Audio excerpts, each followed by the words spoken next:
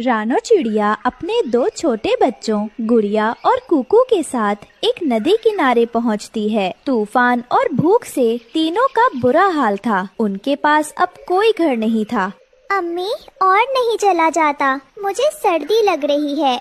बस मेरे बच्चे, हम पहुंच गए। वो देखो, सामने आपके मामा का घर है। वो नदी किनारे एक पुराने घर के पास आते हैं। ये रानो के मरहूम भाई का घर था। रानो उम्मीद से दरवाजा खटखटाती है। भाई, ओह मेरा मतलब है कालू मामा, दरवाजा खोलिए, हम हैं रानो और बच्चे। दरवाजा खुलता है और कालू कौवा और गोरी कव्वी गुस्से में बाहर निकलते हैं।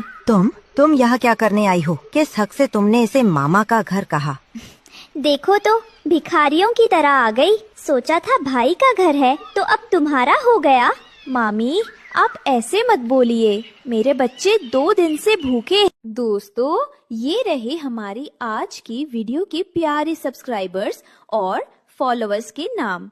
राहुल सिंह, हर्षिता जायसवाल, सुधांश, रंश भामनिया, भावलीन। जो नहीं चुने गए, चिंता मत करो, अगली बार तुम भी बन सकते हो जंगल के सुपरस्टार। दोस्तों, अगर आप भी चाहते हैं मैं आपका नाम अपनी कहानी में लूं, तो देर किस बात की, जल्दी से कमेंट करके अपना नाम हमें है। बस आज रात का आसरा दे दीजिए, सुबह होते ही हम चले जाएंगे। गुड़िया और कुकू डरकर अपनी माँ के पीछे छिप जाते हैं। कोई आसरा नहीं मिलेगा, ये घर अब हमारा है। तुम्हारे भाई ने मरने से पहले सब हमारे नाम कर दिया था। झूठ, ये झूठ है। मेरा भाई ऐसा तभी नहीं कर सकता। ये मेरे बच्चों का हक है। हक? तेरा कोई हक नहीं है। चल निकल यहाँ से, वरना अच्छा नहीं होगा। पास के पेड़ों पर हरिया तोता, हरियाली तोती और बंटी कबूतर अपने अपने परिवारों के साथ ये सब देख रहे थे। उनसे रानो और मासूम बच्चों का ये हाल देखा नहीं गया। देखो तो हरियाली, कालू कितना निर्दयी हो गया है। अपनी बहन को इस तूफान में बाहर बिठा रखा है। हमें कुछ करना चाहिए, वो बच्चे ठंड से मर जाएंगे। हरिया तोता और बंटी कबूतर साहस करके कालू के घर के पास उतरते हैं। कालू भाई, जरा बाहर तो आइए, ये आप क्या अत्याचार कर रहे हैं? कालू भाई, आपकी बहन है वो, उन बच्चों का चेहरा तो देखिए, उन्हें अंदर बुला लीजिए। तुम लोग मुझे सिखाने आए हो? ये मेरा घर है। मामा, ये घर मेरे भाई का था, इस पर मेरे बच्चों का भी अधिकार है। अधिकार? कैसा अधिकार? तुम्हारे भाई ने मरने से पहले ये घर और भूमि सब हमारे नाम कर दिया था। ये देखो पत्र। गोरी ने कुछ पुराने पत्र दिखाए। रानो समझ गई कि ये सब असत्य है और उन्होंने धोखे से सब हड़प लिया है। कालू, ये तुम ठीक नहीं कर रहे, ईश्वर सब देख रहा है। लेकिन कालू और गोरी का दिल पत्थर का था। तुम सबको बड़ी हमदर्दी आ रही है तो ले जाओ इसे अपने घर। तो देखने दो। रानो, कान खोल कर सुन लो, यहाँ से चली जाओ। निकलो यहाँ से। अगर तुम दोबारा इस घर के आसपास भी दिखी तो हम खुद शिकारी माही चील को बुला लाएंगे। वो तुम्हारे इन बच्चों को एक पल में उठा ले जाएगी, फिर रोती रहना। ये सुनकर रानो की रूह कांप गई। उसने अपने बच्चों को पकड़ा और वहाँ से रोते हुए चली गई। रात हो चुकी थी। रानो ने नदी किनारे एक बड़े पत्थर की आड़ में बच्चों को बिठाया।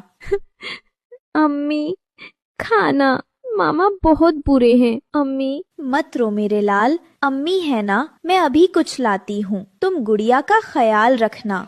अम्मी, आप मत जाओ, मुझे डर लगता है। रानो अपने बच्चों को तसल्ली देकर पास में कहीं खाना ढूंढने के लिए जैसे ही कुछ कदम दूर गई, आकाश से एक साया तेजी से नीचे आया। ये दृश्य हरिया तोता दूर से देख रहा था। उससे रानो का दुख देखा नहीं गया और वो एक रोटी का टुकड़ा लेकर उनकी तरफ आ रहा था। रानो बहन, लौटो, बच्चे, माही चील। इससे पहले कि रानो समझ पाती, शिकारी माही चील ने झपट्टा मारा।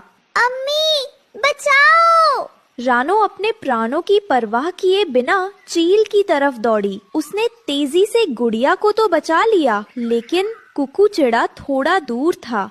माही चील ने कुकू को अपने मजबूत पंजों में जकड़ लिया। नहीं, छोड़ दो मेरे बच्चे को, ईश्वर के लिए छोड़ दो। क्रूर चील कुकू को नहीं छोड़ा और उसे लेकर अंधेरे तूफानी आकाश में अदृश्य हो गई। कुकू, मेरा बच्चा, वापस आ जाओ। हरिया तोता और बंटी कबूतर के परिवार भी नम आंखों से ये दृश्य देख रहे थे। थोड़ी दूर अपने गर्म घर की खिड़की से कालू और गोरी ने ये सब देखा। सुना, माही चील अपना काम कर गई। कालू ने बिना कुछ कहे खिड़की बंद कर ली। हरिया और हरियाली रानो और गुड़िया के पास गए। रानो बहन, स्वयं को संभालिए। जो होना था वो हो गया। अब इस बच्ची के लिए आपको जीना होगा। चलिए, हमारे घर चलिए। हरिया तोता और हरियाली तोती रानो और उसकी बेटी गुड़िया को अपने घर ले आए। मेरा कुक्कू, सब मेरी वजह से हुआ। मैं उसे अकेला छोड़कर क्यों गई? इसमें आपकी कोई गलती नहीं थी। गलती उन जालिमों कालू और गोरी की है। लेकिन अब आपको गुड़िया के लिए मजबूत बनना होगा। रात गहरा गई और अचानक तूफान ने विकराल रूप ले लिया। जोर की हवा और वर्षा होने लगी। हरिया तोते का घोंसला, जो सूखी टहनियों का बना था, जोर जोर से हिलने लगा। अम्मी, घर हिल रहा है। ये तूफान बहुत तेज है। हमारे घोंसले इन तूफानों के लिए नहीं बने हैं। आप सही कह रहे हैं हरिया भाई। रानो बहन, जब ये वर्षा रुक जाए तो आप इस नदी किनारे से दूर जंगल के बीच में एक मजबूत लकड़ी का घर बनाइए। हम सब आपकी सहायता करेंगे। कुछ दिनों बाद वर्षा रुक गई थी और कुछ ही दिनों में एक छोटा किंतु बहुत मजबूत लकड़ी का घर बनकर तैयार हो गया। रानो और गुड़िया उसमें रहने लगे। अम्मी, क्या भाई अब कभी वापस नहीं आएगा? अल्लाह ने चाहा तो जरूर आएगा। एक सुबह रानो घर के बाहर काम कर रही थी, तभी उसे एक बहुत कमजोर जानी पहचानी आवाज